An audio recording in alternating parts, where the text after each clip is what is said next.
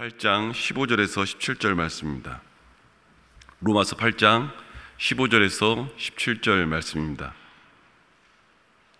저와 함께 교독하시겠습니다. 로마서 8장 15절에서 17절 말씀. 17절은 함께 읽죠. 제가 먼저 읽겠습니다. 너희는 다시 무서워하는 종의 영을 받지 아니하고 양자의 영을 받았으므로 우리가 아빠 아버지라 부르짖느니라.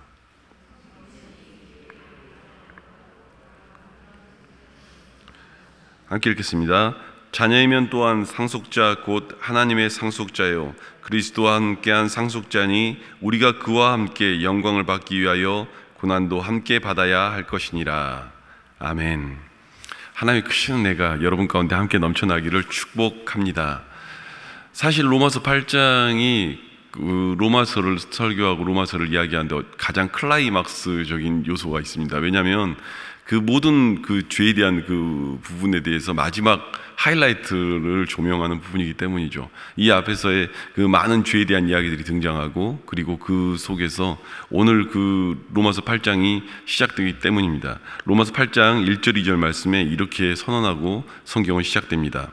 그러므로 이제 그리스도 예수 안에 있는 자에게는 결코 정죄함이 없나니 이는 그리스도 예수 안에 있는 생명의 성령의 법이 죄와 사망의 법에서 너를 해방하였음이라.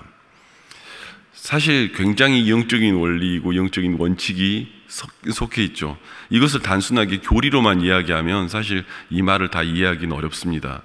우리가 그 마귀가 항상 넘어뜨리려 하고 마귀가 항상 우리를 좌절 가운데 밀어넣을 때에도 우리가 항상 이 말씀을 기억하며 바라볼 수 있는 것은 그들이 하는 법이 세상 율법이며 율례의 법이며 그 말씀 가지고 마귀도 똑같이 우리를 시험하고 법을 적용하죠. 그런데 그 모든 법은 죄와 사망의 법으로 우리에게 선언을 하고 있는데 우리에게는 이미 다른 법이 새로 적용이 된 거죠.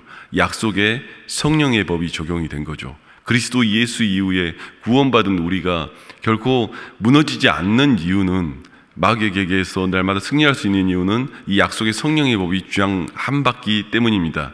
그런데 이것을 잘못된 설교로 하는 분들이 가끔 이렇기 때문에 우리는 죄에 져도 된다. 아, 그래, 우리는 회개만 하면 죄에 대해서 완전히 자유하다. 이렇게 말하는 분들이 있습니다. 하나는 알고 둘은 모르는 거죠. 진짜 회개는 뭡니까? 날마다 하나님 앞에서 정진해 나가는 거죠. 진짜 회개는 오늘 내가 죄를 범하고 고백하며 주 앞에 나왔을 때 다시는 그 죄의 멍에와 그 죄짐의 길에 가지 않기 위하여 발버둥 치는 것 아니겠습니까? 그래서 그 많은 죄에 대해 이야기하며 이 바로 7장 마지막에 우리가 너무너무 잘 아는 성경 본문이 나오죠. 오라 나는 공고한 자라 하나님의 법과 죄의 법이 내 안에 싸우는도다. 바울이 했던 그 고백이 나오죠. 사람은 신앙생활 해나가면서 우리 아이들이 자라나다 보면 성장통을 겪습니다. 키가 갑자기 자라고 뼈가 자라면서 관절들이 아프다고 그러고 그래서 주물러주고 뭐 이런 걸 하죠. 성장을 하기 위해서도 통증을 경험합니다. 그런데 실은 신앙생활에 있어서는 성숙통이라고 할 수 있는 것들이 있습니다. 성숙을 하기 위해서 아플 수밖에 없는 순간들 앞에 놓여 있죠. 내가 신앙의 어느 기점을 향하여 가면서 하나님 안에서 뭔가 좀 변화를 받고자 하면 사실 그 과정 속에 그러한 통증들이 있는 것입니다. 바울은 그러한 통증 속에서 이야기를 하는 거예요. 내 안에 하나님의 법과 죄의 법이 싸우는구나. 내가 마음으로는 하나님을 따르려고 하나 내 육신은 육체의 법을 따르며 쫓아가는구나. 마치 이중인격자처럼 내 안에 다른 영이 나를 끌고 가는구나 하는 그 고뇌가 그 속에 담겨 있는 것이죠. 오라 나는 공고한 자라, 오라 나는 공고한 자라, 이렇게 그가 고백하며 이야기하는 것입니다. 오늘 그러한 이야기들 속에 우리가 생각을 하며 바라봐야 할 것들이 있습니다. 사실 오늘 이 선언, 예수 안에 있는 자에게는 결코 정죄함이 없나니 라고 말하는 이 선언은 누구에게 말하는 것일까요? 바로 성령의 주권함 받아, 성령의 주장함을 받아 살아가는 사람들이죠. 성령의 주장함을 받아서 살아가야 오늘 이러한 고백들이 나오는 것이죠. 단순하게 그냥 교리가 이렇게 되니까 나는 이렇게 벗어났습니다. 아, 이렇습니다 하는 사람들은 아까 말한 그런 원리로 이야기를 해버립니다. 다시 죄를 범해도 똑같은 것처럼. 그런데요, 성령이 우리 안에 거하는 사람들은 그것으로 정죄함은 당하지 않지만 우리 마음에 뭐가 있죠? 성령이 날마다 탄식을 하죠. 성령이 날마다 탄식을 하며 그 탄식 소리가 들리는 거죠. 너 이거 회개해야 한다. 너 이거 회개해야 한다. 그러면서 우리 마음을 치는 그 이야기들이 우리 안에서 날마다 일어납니다. 어느 날 영에 속한 사람과 육에 속한 사람의 가장 큰 차이는 뭐냐면, 육에 속한 사람은 그 탄식이 어느 날 무뎌지기 시작한 거예요. 그리고 똑같이 저 밖에 있는 믿지 않는 사람들의 육적인 생각과 육적인 사고대로, 또 사탄이 생각을 주는 그 생각을 따라서 똑같이 생각을 하고 살아가면서도 전혀 자신이 요동함도 없고 문제도 의식하지 못하는 것이죠. 영에 속한 그 사람들은 그 안에서 날마다 내가 하나님 앞에서의 범죄와 하나님 앞에서의 그 고독 속에서 아까 말한 바울의 이야기처럼 그런 고백들이 나오는 것입니다. 아, 나는 공고한 사람이구나. 나는 공고한 사람이구나. 이렇게 고백하며 이야기하는 것이죠. 저희가 산상수훈을 보다 보면 그런 그 예수님의 첫 설교가 나옵니다. 심령이 가난한 자는 복이 있나니 천국이 저희 것이며, 애통하는 자는 복이 있나니 저희가 하늘의 위로를 받을 것이며, 온유한 자는 복이 있나니 땅의 기업을 얻을 것이며, 이렇게 얘기가 됩니다. 그 팔복에 대한 이야기를 묵상하다 보면 그것이 하나님 나라에 대한 또 그런 이야기들인 것을 알 수 있죠. 그런데 저는 그런 고민들을 해본 적이 있습니다. 말씀이 위에서부터 이렇게 흘러가는 대로 가야 되는데 뭔가 이상한 거예요. 그런 의문을 갖진 않으셨습니까? 저는 한번 가진 적이 있어요.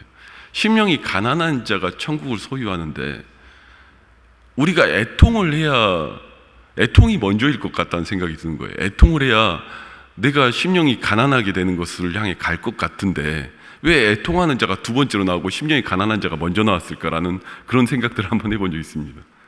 그런데요, 진짜 말씀을 묵상하고 하나님의 법 안에서 성령이 나를 주장함 가운데서 날마다 들어가다 보면 발견하게 됩니다. 왜 애통이 그 다음에 나오는지. 아, 내가 죄인이구나. 그래, 나 회개합니다. 하나님, 날 용서해 주세요. 나의 이전 삶이 바뀌고 내가 새 삶이 되었습니다.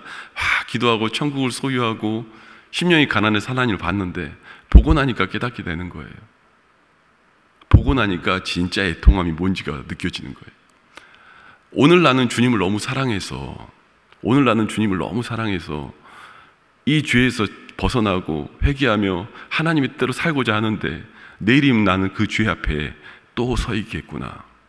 아, 이 육신의 소욕과 육신의 욕심은 또 그 죄 앞에 다시 가 있겠구나. 이게 보이는 거예요. 정말 성경이 말한 애통이 뭘까요? 그게 다시 보여서, 아, 오호라 나는 공고한 자라. 이 말이 자기도 모르게 입에서 툭 튀어나오는 거예요.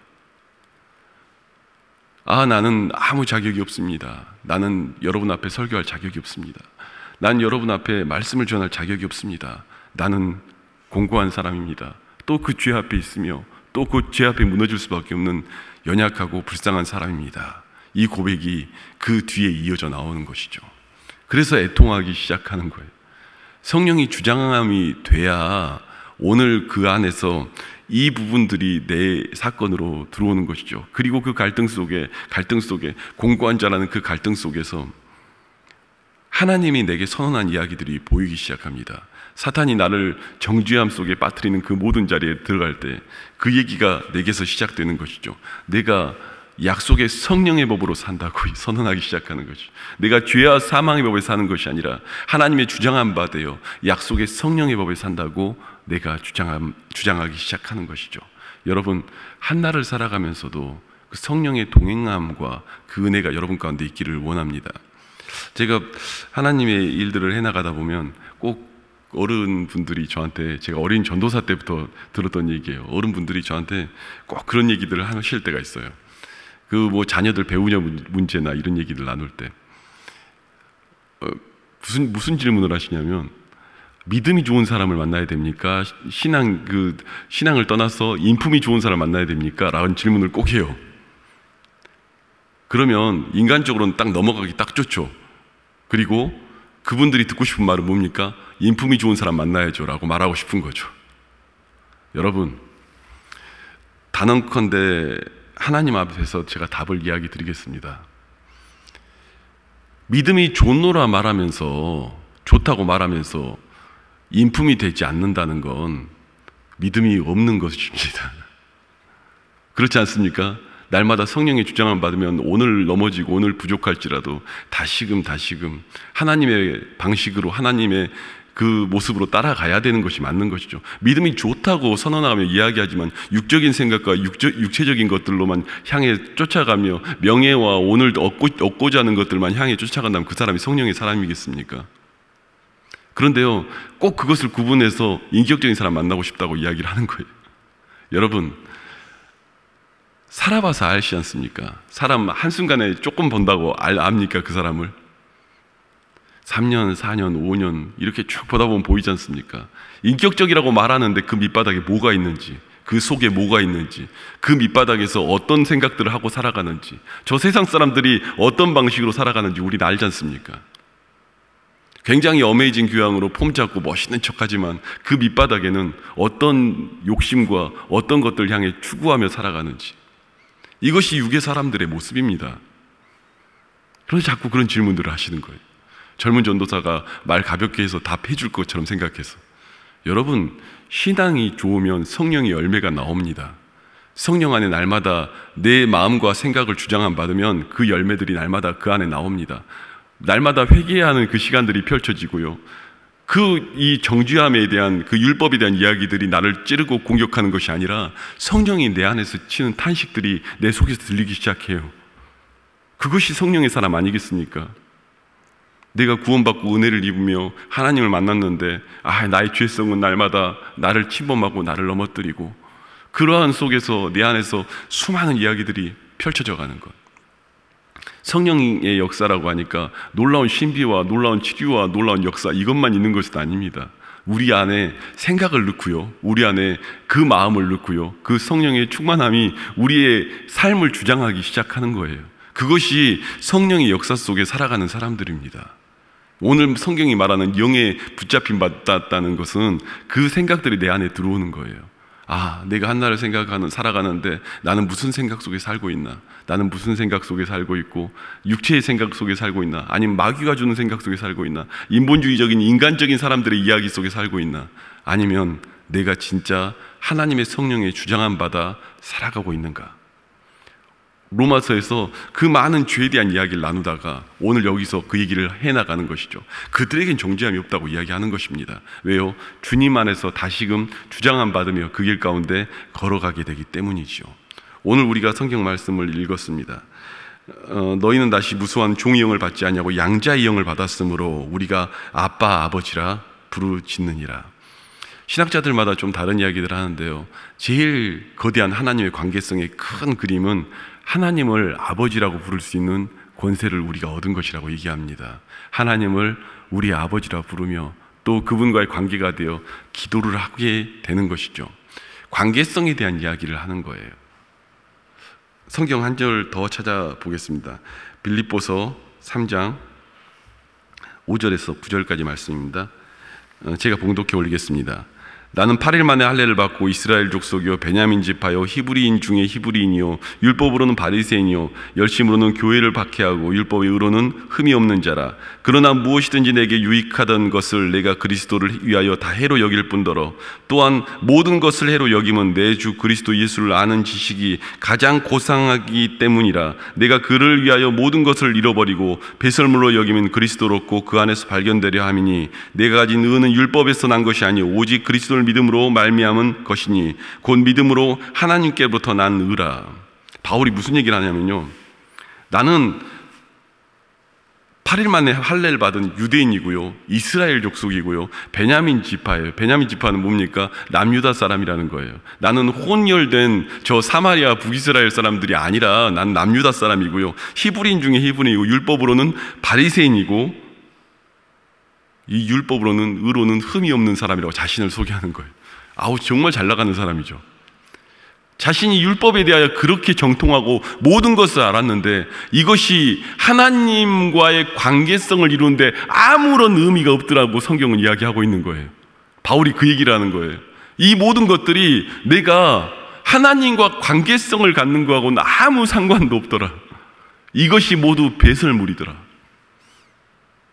여러분, 아바 아버지라 부르는 관계는 이런 걸로 만들어지는 게 아니라고 얘기하는 거예요. 내가 하나님을 아버지라 부르는 거는 이러한 삶을 살았다고 해서 내게 주어지는 것이 아니라는 거예요. 이 땅에 살아가는 많은 사람들이 의외로 신앙생활을 한다고 하면서 내가 신앙생활 몇 년이지 하면서 물론 그 과정이 하나님과 교통하며 만나며 이야기 나누는 성령의 교통이라면 다릅니다. 그런데 공로주의로 빠져드는 사람들이 굉장히 많아요.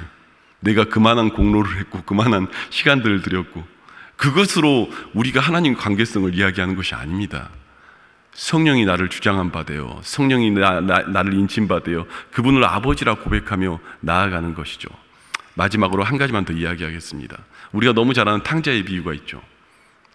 이 아들이 아버지를 찾는 그 모습을 보면요, 완전히 망했고 완전히 끝났는데 그 상황에서 나의 아버지 집에는 이 생각이 나는 거예요. 나의 아버지 집에는. 그것이 자녀로서의 그 은혜입니다. 나의 아버지 집에 돌아갈 생각을 했다는 것. 내 아버지 집에 돌아갈 생각을 했다는 것. 우리는 죄인이고 우리는 연약하고 다 무너진 것 같으나 내 마음에서 중심의 밑바닥에서 내 모든 것이 끝났을 때 내 아버지 집에는 그 말 속에 뭐가 있나요? 내 하나님 아버지와의 관계가 우리들 안에 남아있는 것이죠. 성령님이 여러분을 이끄시고 여러분이 위기 때, 어려울 때, 그 모든 순간에 놓일 때, 또한 마귀의 계계에 무너질 때, 그 모든 시간에 하나님을 기억하면서 내게 돌아갈 곳이 있는데, 내게 돌아갈 곳이 있는데 그 은혜가 여러분 가운데 있기를 축복합니다. 가끔 성도님들이 방황하고 어려울 때 그런 분들이 있어요. 연락드리다 보면은 평안교회가 그립습니다. 그런데 그게 단순하게 이 교회 건물과 이 상황이 그립다고 얘기하는 거겠습니까? 내게는 돌아갈 곳이 있는데, 내가 예전에 만났던 그 주님의 그곳이 있는데, 이 마음이 우리 마음속에 있기 때문이죠. 단순하게 사람의 생각으로 그게 되겠습니까? 성령님이 내 안에서 외치는 탄식이 내 심령 속에 들리는 것이죠. 오늘 또 그 사랑으로, 그 은혜로 여러분 가운데 역사하는 하나님이 함께할 줄 믿습니다. 마귀에게는 오늘 또 여러분에게 육체의 정욕과 정말로 그 모든 것들로 무너뜨리는 쪽으로 이야기하겠지만, 오늘 우리가 성령의 소요에 붙잡힌 바다, 성령의 주장함을 받아 살아갈 수 있기를 주님의 이름으로 축원합니다. 오늘 우리 이 시간 속에 하나님 앞에 나아가는 그 고백들이 있기를 원합니다. 제가 잠깐 기도하겠습니다.